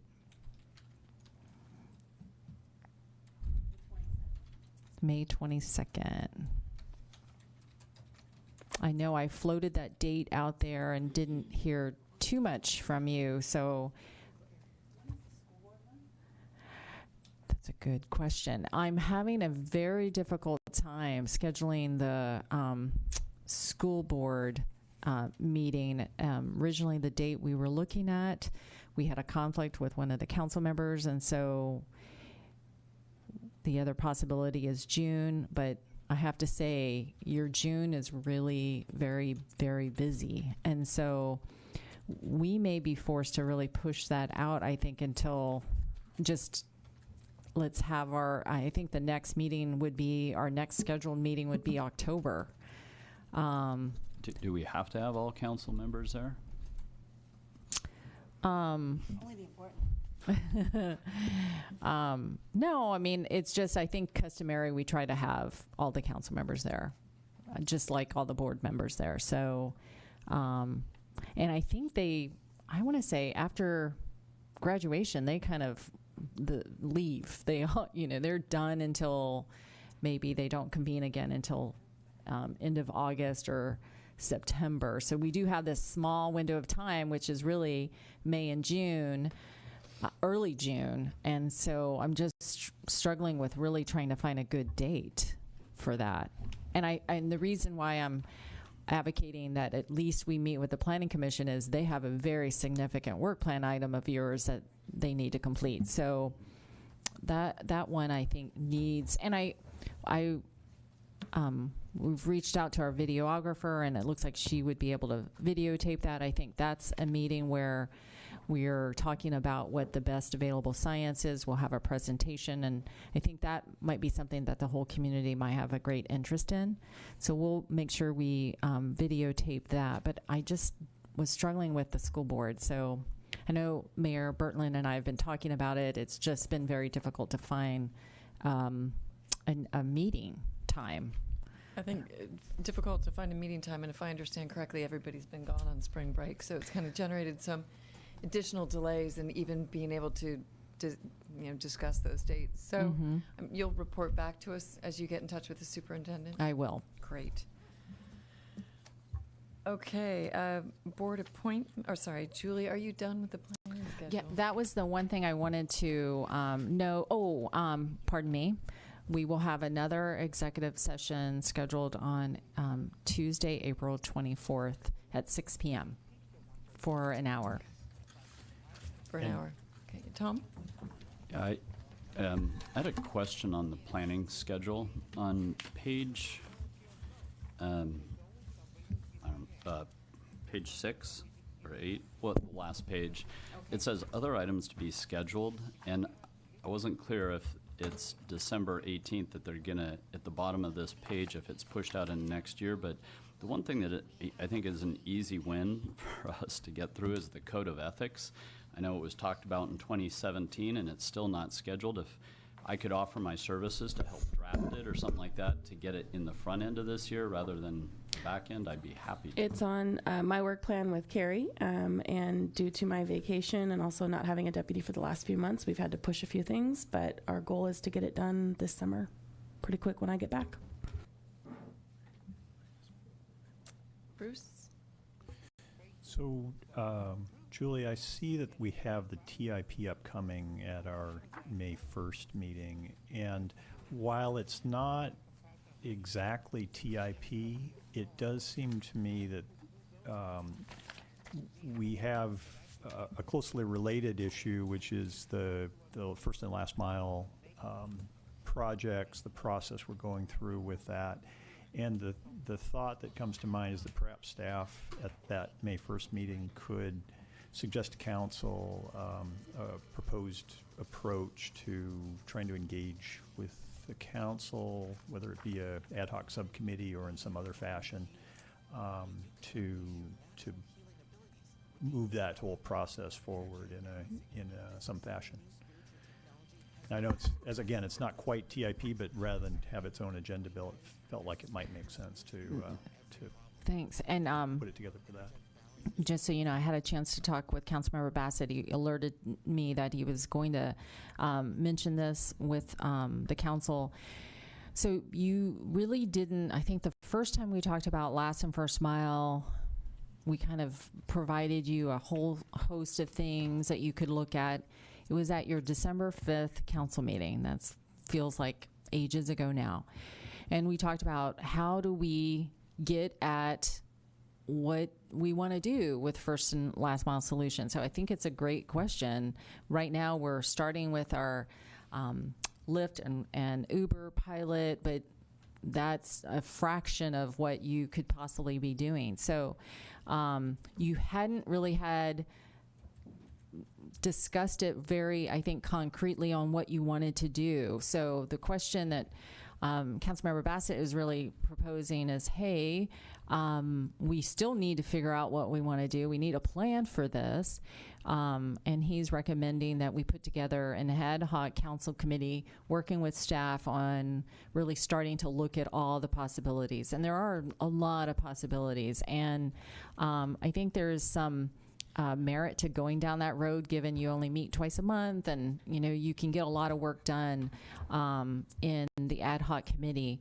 So we talked about it, and he thought, well, could you carve as part of the TIP a conversation, a discussion around an ad hoc committee, maybe provide a draft charter of what that would be tasked with, and then identify which 3 council members would serve on that committee. So totally can do that if the council is agreeable. Wait, and I would back up from that just a little bit and say that is one possible approach. My Sure. end point is really just that I believe this is a body of work that the council will want to be engaged in some fashion. And the way I framed it was I welcome a staff recommendation on what that engagement should be, with an ad hoc committee being one of the possibilities. But if staff feels it's a different structure that works, personally, I'm perfectly happy to hear that too. But I think some structure proposal would make sense. And I think you've heard me, I tend to hesitate on the ad hoc committee because I'm so committed to providing all 7 of you with the same information, same data, and so that's my hesitation. The other hesitation is my experience with using them in the past, and I think that's been the case here as well, is as a body, you are authorizing your 3 colleagues to give really advice, you're consulting, and you're trusting those colleagues too, and that when the item comes to you for your final adoption and final approval, we're not having to relive the ad hoc committee meetings again, right? That's not efficient. It's not productive. And so I guess that's my only hesitation, but I see a lot of merit in doing that just because we are really approaching uncharted territory here. It's very exciting, and so you have the possibilities of doing some really neat, innovative things, and it probably will require you to study it a little bit more, understand it. We would certainly want to use you as a sounding board for some of the ideas that we bring forward, but if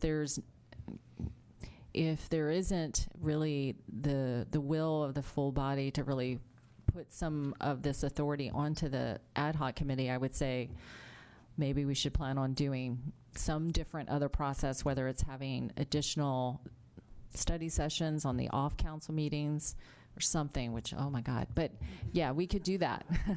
It's another way to do it. Because I am finding that study session from 6 to 7 is that time box is tough sometimes. So so there are different ways to explore it, but I guess those are kind of things that I put out there. But I can tee it up for May 1st if you would like. Well, I had kind of a broader question. So Bruce and I actually talked about this a little bit, when we were talking about the TIP. I said, I don't know how much of it is actually TIP as usual, and how much of it is Sound Transit. And I wouldn't have even specified that it's first or last mile. There's also the whole mitigation, the traffic mitigation piece, and which kind of at least led me to think, well, what is our strategy for figuring out what it is we need to do, if anything, to mitigate the impacts of all the changes that we've gone through? So whether there's a subcommittee or not for first and last mile, I would also say, how are we going to go about figuring out if and what and how we would spend any mitigation dollars as well? Is 40th looking good? Is West Mercer looking good? Is anything really jumping out at us, and what is the way that we're going to surface that and then process it through staff and council? Yeah, the first time you'll see that is in the TIP that's presented to you. So the TIP will include then some of that mitigation piece. Okay, I know Salim and then Benson. So my question is, we had somewhere in the agenda boards and commissions, and we had what felt like some support for mobility or transportation as a board or commission. So I'd like to answer that question before we go down what might be a long road of a subcommittee working on mobility transportation options, if we haven't had that discussion yet. So I don't know when that tees up. Mini planning session is the boards and commissions. So to me, it feels like potential conflict of work if we're going to do one, possibly the other gets started on it. That's problematic. Sorry, Julie, did you want to? Mayor, it was just, you said it. I mean, I think we were looking at having a deeper conversation around the boards and commissions. Do you have the right ones? Do you need other ones at your June mini planning session? Benson? Yeah, my only concern, I certainly appreciate what Councilmember Bassett is raising. My concern is the impact on staff. I mean, I guess... I have an answer for that. Yeah, no, I would want the least impactful way forward. I mean, I am concerned. I mean, we're talking May 1. It is April 17. I mean, I think if an ad hoc committee was formed, I'm sure there's other council members are willing to step up, but it's a big lift by the staff at this point. So I don't know. I defer to you, but I'm a little concerned. And let me just add, I completely agree, and that's in large part why I wasn't proposing an ad hoc committee. I was proposing a staff proposal, staff thought, and a staff proposal back to council, because I don't want to presuppose what the outcome is.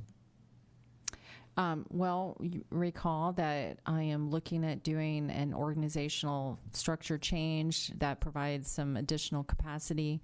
So at no more cost to the city and to the citizens, but it's a structure where Kirsten becomes a senior project manager, part-time basis, and really I'm envisioning she could support the council ad hoc committee, and she is largely going to be supporting those sound transit projects. So what I'm hearing is that there's definitely some room for thought, but the idea being that we would look for a recommendation from staff, you know, how to take this bucket of stuff we've just kind of thrown at you and come back. But I do appreciate Salim's comment insofar as if we're going to have that discussion regarding boards and commissions, et cetera, that it somehow be linked. Again, I don't want to presuppose what that linkage is, but yeah. I just want to add that it's a critical juncture for us because we're talking about balancing staff and maybe having staff resources that can dedicate to this. But I think we all talked about this planning session that we don't have specific experience in staff with transportation issues. We used to have a traffic engineer that did this type of work on a kind of consulting management higher level, but we don't have that anymore. So again, since we have those resources in the community, and if they're willing to commit to some volunteer service, I want to have that discussion before we start trying to go it alone, which is what we would be doing.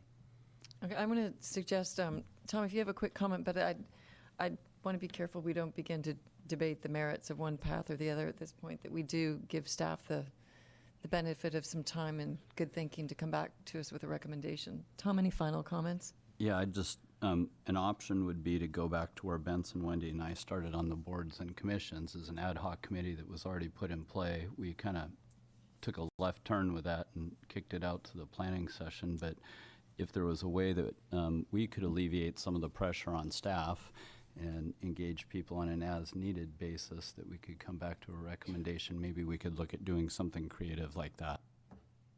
Okay. All right.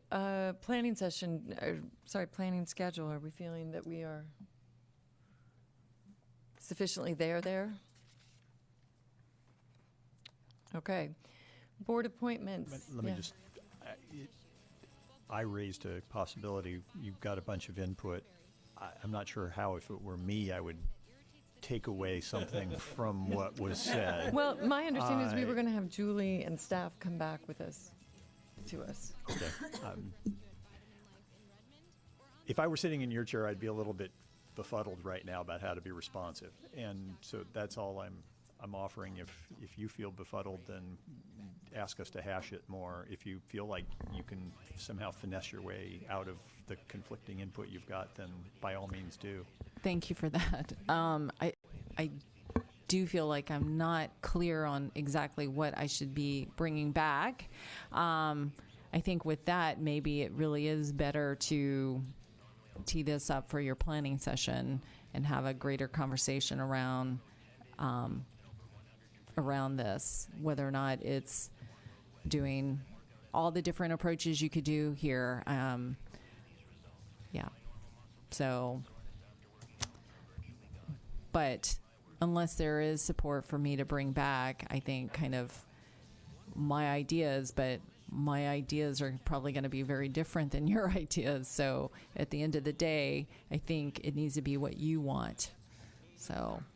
Well then, okay, so do we need to spend a couple more minutes on this? Because it sounds like there's both a scope question, so what is it that we're trying to wrestle here? And then equally within what time frame and potentially what dependencies we have. Or I can tee it up for talking about this a little bit more with the TIP. I think that might make the most sense. You're going to talk about how to fund the traffic mitigation dollars. We can talk about it then, and we can really, it sounds like you really want to figure out what's our plan for implementing those sound transit dollars. Is that correct? That more or less. At the bottom line, that's the important piece here, is how do we develop, a plan around the maximizing the impact of that money and doing something that, or things, but it'd be a lot of things with it that make the most sense. I think Salim's point's excellent, that we have said we're going to talk about, this boards and commissions work in June, and I think that's really relevant to this. I guess the TIP will be a moment where we will see staffs first pass at how a significant amount of money I think will be proposed to be spent, and I guess we adopt the TIP, but it can always be changed later. You adopt it annually. It does fold into the biennial budget process. So imagine sort of we a bit adopt without too much churning of that. We then go to the June session and decide what our structure is for working on this, and then that body, whatever it is, begins to do its work, whether it's the full council or a citizen committee or an ad hoc committee or something else, and then that leads to a modification of the expectations of what the spending are. So I think that feels like it could all work. So I guess I'm comfortable with adopting the position that Salim's suggesting, which is let's just sit tight on this, other than recognizing that it's out there as an issue as we're reviewing the TIP at the next meeting. Okay. Okay. Good. Board appointments. I'm hoping that the communities out there are filling out those applications as we speak. I know many people have actually submitted them, which is great to hear. And otherwise, there are no appointments at this moment. We then move to council member reports. So we'll start with Dave. Bruce. One thing I want to alert the council to is the One Center City proposals that are going on. I actually have an RTC meeting tomorrow at which we will be hearing back from staff. At the last meeting, One Center City was a pretty hot topic of discussion, but it came kind of late in the meeting, and so we didn't get very far on it.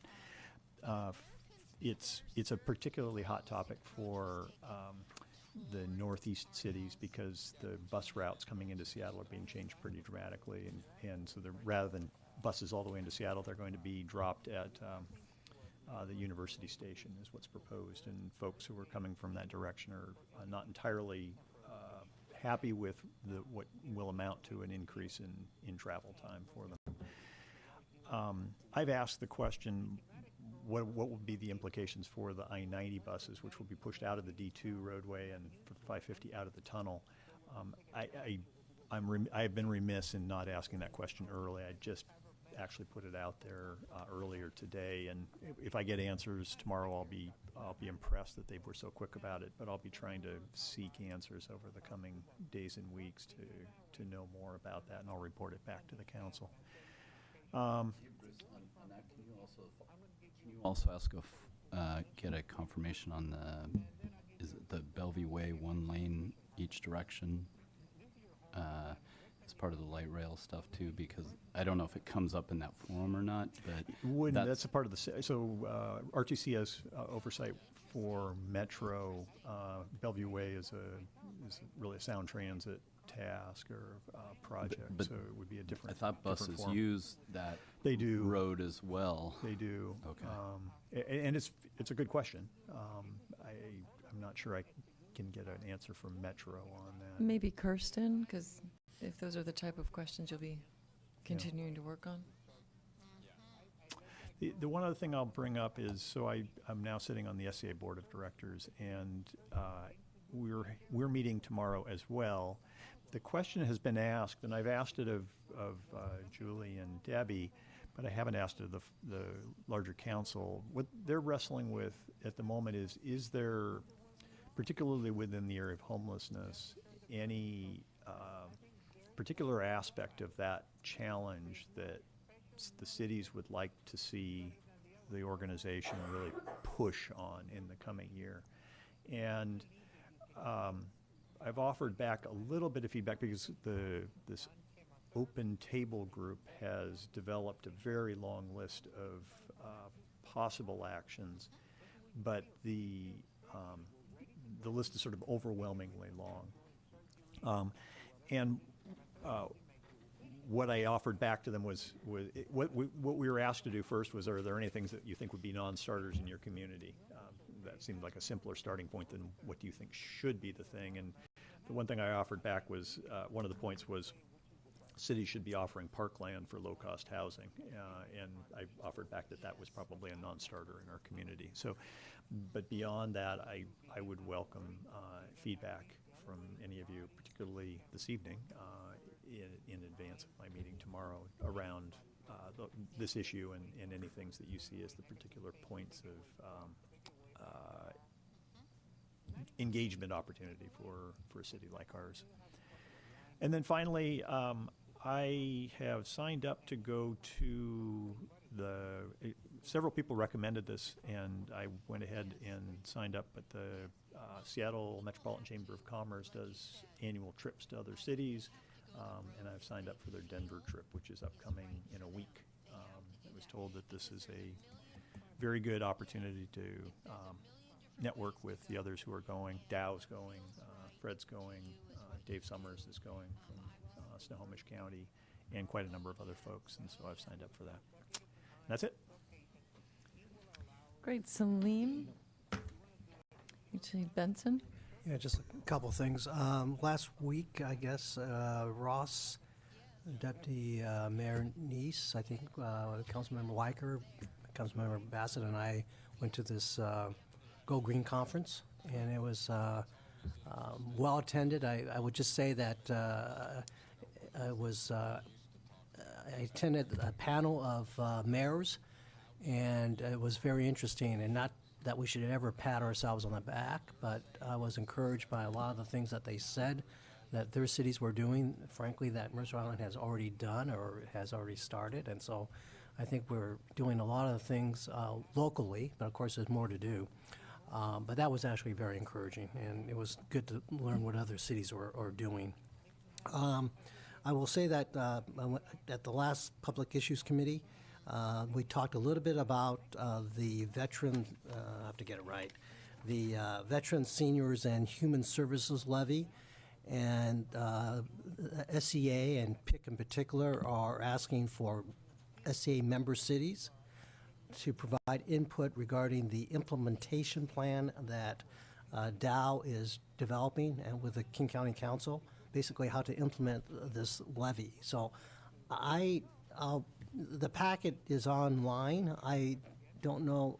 I'll send a note to our city manager. I'm not sure if there's a individual or department in the city that would want to basically submit comments. I'll send it to Cindy. Okay. So that was basically it. And so anyway, thank you. Great. Tom?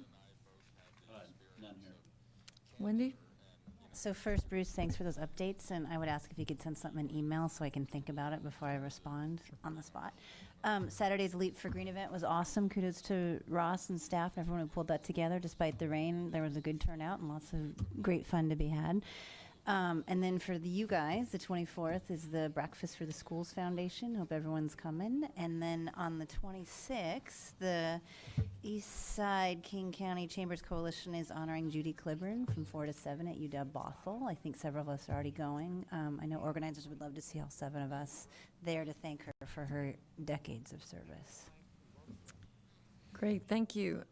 Just from my side, again, Leap for Green was great. I have a priceless picture of Benson on an e-bike. So anybody who wants to see that, happy to share. Coming up at the next ETP meeting, we'll actually have Representative Cliburn, and she'll be speaking for the entire time. The entity, the organization there really would like to get her best ideas and thoughts about what the East Side should be prioritizing from its transportation initiatives in the coming session, so that should be interesting. And then I'm frantically trying to find the name of the meeting that will be taking place at the community center, not this Friday, but a week from Friday, where it's a conversation about what we're going to be doing with our waste situation, the recycle, et cetera. So I apologize. I think all council members probably did see that, but given everything that's going on with our recycling, et cetera, Julie, did you just want to comment at all? Yes, thank you. I know Ross will be attending that event. I'll be there staff as well. member. So right, China's change in their practices has really made an impact on our recycling. So we're looking at potentially doing a study session with the council maybe this September, October timeframe to understand what does this mean. I know our provider just says, hey, let's just remind our residents, remember we have a very high recycling rate. Just remind them to clean out their products, and the more clean the product is, just the better it is. So that's a nice reminder. But Great. Well, if there's nothing more, we are adjourned in just before 9 o'clock. Yahoo.